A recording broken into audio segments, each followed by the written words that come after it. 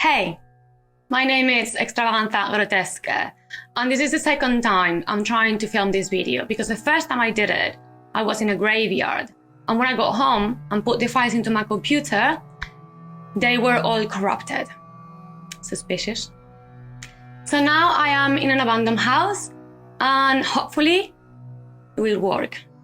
The story I have for today, it's quite gruesome, and there's going to be some very explicit pictures on this video. So if you are not ready or you just don't want to watch it, just stop it right here. But if you're curious about what the story is about, just keep watching. So let me ask you something. Do you know what is a cult? Well, according to the Oxford Dictionary, a cult is a way of life, an attitude, or an idea that has become very popular. But it also has another meaning. A cult is a small group of people who have extreme religious beliefs and who are not part of any established religion. And this can be very bad because anything extreme can become dangerous.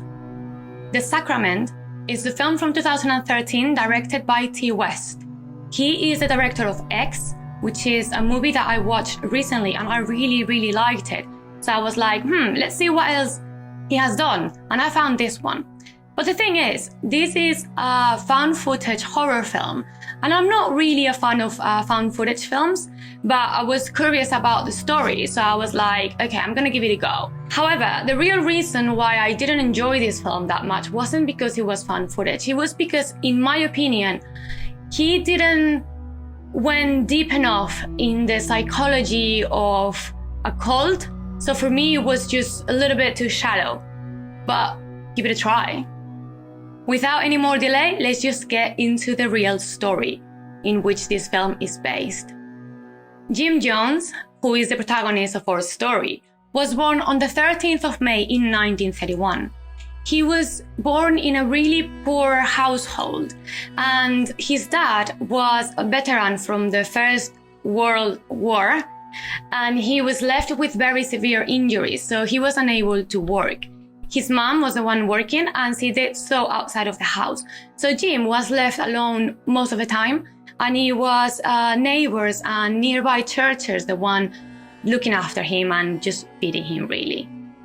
At a very early age, Jim started developing a really strong interest in religion and death, which, in my opinion, they always come together. And because he was spending a lot of time around pastors, he was attending several services a week. He also developed an interest in politics and social doctrines. So in summary, just picture this. He really liked religion and politics. He loved reading about the ideas from Gandhi, Stalin, Marx, and Hitler.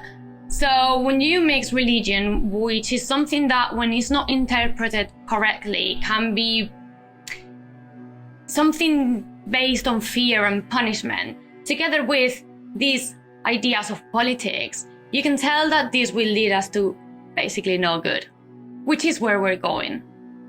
After graduating from uni in Indianapolis and getting married, his fanaticism kept growing, so he decided to become a preacher himself. He was really charismatic and he managed to engage with people by saying that he had psychic powers and the ability to tell the future. He was also very vocal about racial integration and the need to fight the oppressor, so he started targeting African Americans with progressive ideas and promising them salvation. In 1955, he created the Wings of Deliverance, which eventually became the infamous People's Temple. During that time, he was very well known for his work with people in need, drug addicts, and children that didn't have any families. He and his wife only had one biological son, so they even adopted several children from different nationalities. His extreme but attractive speeches got him a lot of followers.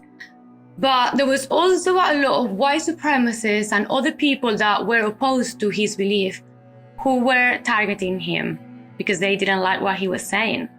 He became paranoid with the thought that a nuclear attack was going to destroy Indiana, That's why he took the decision of relocating the People's Temple to Northern California in 1965.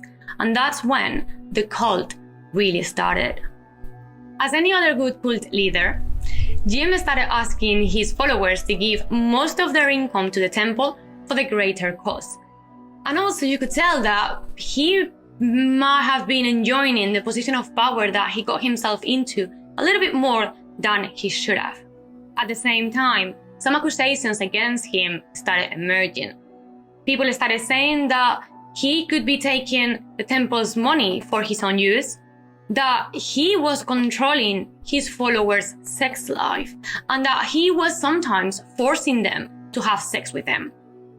That didn't stop him, and by 1969, there was around 300 members of the People's Temple, and they all lived in a communal lifestyle.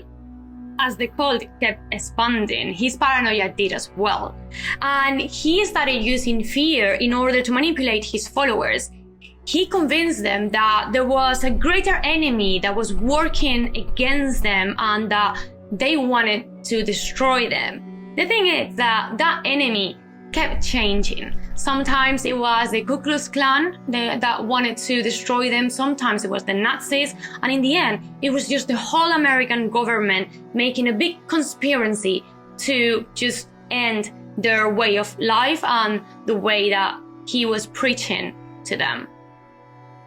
Because of this paranoia, he started telling his followers that a horrible death was always really close and that something really, really horrible would happen to anyone that wouldn't follow him.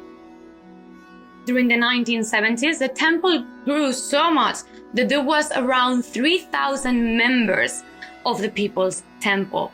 And Jim got the ability to be able to gather most of them for an event in really short notice. But as the temple was becoming more popular, the accusations were growing exponentially. So Jim changed his plan. He told his followers that the doomsday was really near and that the only way to keep going was by relocating to a remote country. In 1977, Jim and hundreds of his followers moved to the middle of nowhere in Guyana, South Venezuela, and they created an isolated agricultural community called Jonestown, because he was called Jim Jones. As soon as they were settled, Jim took everyone's passports just to make sure that everyone stayed there with him. There was more than 900 people, from which around 300 were children. And even though the premises were good, they wanted to live, in a community that rejected racism, that promoted equality, and they wanted to live all in peace. The reality was just way far more evil. So at this point, you might be wondering how the hell he was able to get that many people to just blindly follow him, leaving everything behind, sometimes including members of their own family, and just move with him in the middle of nowhere. Well, remember that he is a really good leader. He has this charisma and he's able to manipulate people with words, and he would target people that he knew would follow him. He would target people in need, and he was giving them the hope that they were looking for. In reality, he was a selfish person and he was just manipulating people to get what he wanted, which was power, money, and sex. Things didn't go as expected for the people that moved in with him. The members were forced to work very long hours in the day, and then at night, they just sat around him while he was talking about how in the US, people of color were getting exterminated in concentration camps and how he was the one that saved them. So basically, he was making them believe that they owed him their lives, which obviously it was all a lie because there were no mass concentration camps, and people weren't getting exterminated, and he was no savior. But remember that this was the 70s, so these people there had no way of knowing whether this was true or not. They didn't have like Google on their phones. They didn't even have phones to check. So they just believed him because they had no other option really. But that wasn't enough for him. And he started talking about this ultimate idea that they had to eventually do. And this was a revolutionary suicide, which basically was the thing that he just started inventing about, okay, the evil is surrounding us, the doomsday is near and one day it's gonna get here. So before it gets here, we need to kill ourselves before we get killed. So he started not only talking about this, but doing rehearsals, they can be called like that, doing rehearsals about this revolutionary suicide. And what he did was that every now and again, he would give everyone a glass of a drink, and he would be talking about how this suicide was needed, and he would make everyone drink from that glass, not knowing whether it was poison or not. So every time they did it, they would be thinking that, okay, this is it, we're gonna commit suicide. And they would drink it, and then Jim would be like, oh no, it was just a rehearsal, it was a joke, maybe next time. So imagine the agony that these people were living, at the timing where you don't know whether you're gonna die that night or maybe tomorrow. But we haven't gotten to the worst part yet. Because the thing is, when one of these very publicly known cult leaders vanishes, people start, asking questions. And that's exactly what happened. The representative of California, Leo Ryan, started inquiring about Jim's whereabouts, especially after he heard some talks about abuse and mistreatment within the community. So he started suspecting that maybe it was not all rainbows and butterflies after all. And he was like, okay, these people are, US citizens. So I want to know what's going on, because if something is bad down there, or if they're having a bad time, or if they are being held against their will, maybe I need to do something. So maybe I should go down and check on them. On the 14th of November in 1987, he, together with some journalists and some relatives of the members that were on the temple, took a plane and went to Guyana to check on the community. Ryan met with Jim and they had a little interview. And then Ryan interviewed some other members around the community that wanted to talk to him. And that's when he learned that some people were actually held there against their will, and that they really wanted to leave because they weren't happy living in that community. So Leo Ryan was like, okay, I need to do something. I cannot leave, and just leave these people behind. If they wanna just go with me, I'm gonna help them. But in order to do so, they had to organize a second plane. So they had to stay there a few days. When Jim knew about the fact that some people wanted to leave, he wasn't very happy about it. And the fact that they had to wait a couple more days, unfortunately, gave him plenty of time to organize a really horrible plan. 4 days later, on the 18th of November in 1987, the planes were finally ready to leave.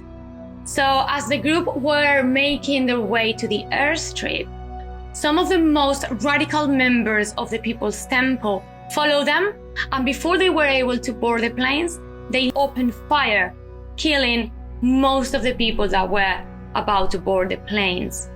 Congressman Leo Ryan died that day, and Larry Layton was one of the few members that was arrested for the massacre. Meanwhile, back in the camp, Jim started executing his Machiavellical plan. He gathered everyone together and started once again telling them how evil was really, really close to them, and that there had been an attack at the airstrip, and that would be the cause of bringing more destruction to their community. He started saying how it was time they had to choose to die before getting killed, and that it was the perfect moment to execute their revolutionary suicide. He convinced everyone to drink a mix of Flavor Aid fruit drink and cyanide. The thing was, it wasn't a pure suicide because children went first, and around 300 children that were living there were forced to drink that mix. Therefore, they were killed. And then everyone else just drank it and committed suicide. Once everyone was dead, Jim took his own life by a gunshot to his head. More than 900 people died that day. And here you can listen to the final speech that Jim gave right before the mass murder-suicide.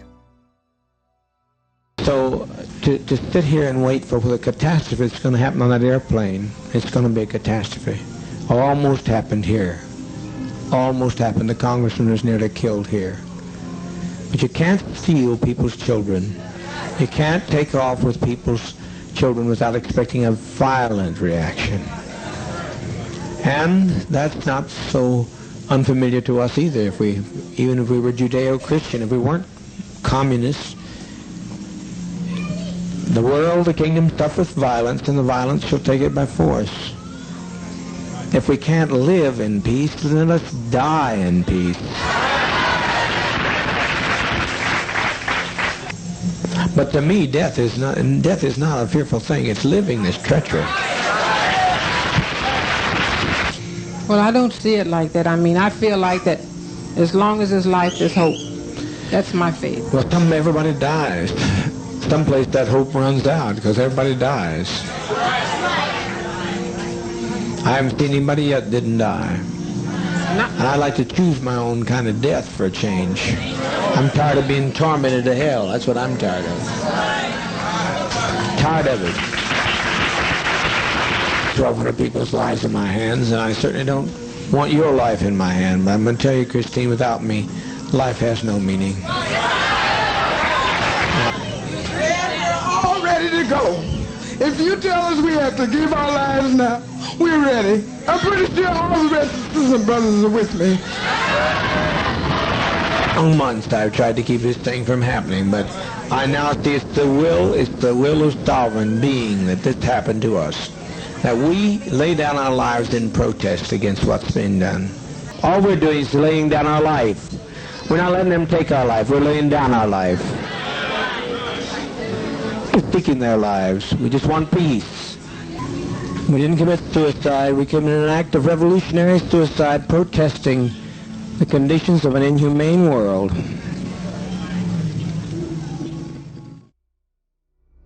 After learning what had happened at the airstrip, Guyana authorities got ready to enter the camp, and they definitely expected some sort of a fight. However, when they got there, they found a complete different scenario. There were dead bodies everywhere, more than they could count, and it was a macabre scene that shocked them, and a deaf silence was dominating the scene. It was a massacre so big that it was the biggest single loss of American civilians in a deliberate act in the American history until 9/11. The FBI started an investigation, and they found out that some people had managed to escape or survived by hiding during the deadly event. So they interviewed them, and that's how we know what was going inside the community and how Jim managed to convince his followers to commit this horrible murder-suicide act. Larry Layton was the only member of the People's Temple to be prosecuted on the case. He was sentenced to life in prison, but he was released on parole in 2002. This is the end of the tragic story that I'm telling you today. So yeah, next time you hear about a cult, or if you hear someone talking about fantastic ideas, just think twice, because you might be getting yourself into a cult. But before I finish, let me just tell you one last fun fact. When I was making this research, I found out that a movie about Jim Jones is on the talks, with Leonardo DiCaprio producing it and starring as the cult leader. Thank you so much for watching. I hope you enjoyed this story, and subscribe if you want more stories like this one. I'll see you all next time.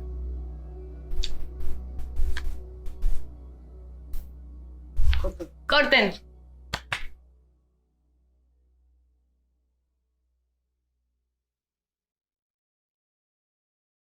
World War I. The First World War. Okay. Just go with it. Ah.